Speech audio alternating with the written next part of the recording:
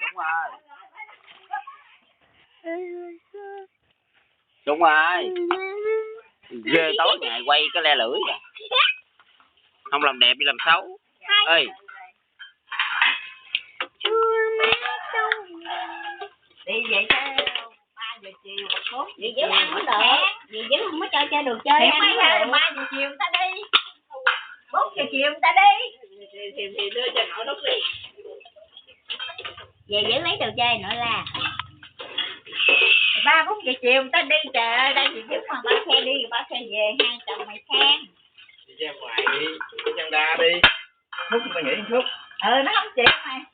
Dạ. Con đại gia mà. Đại gia còn da với xương. Nè đâu chính xác à. Xương da không đây nè.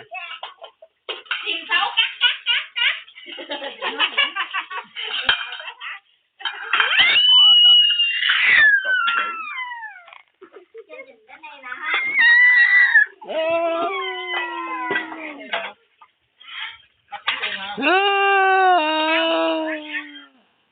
Gì kia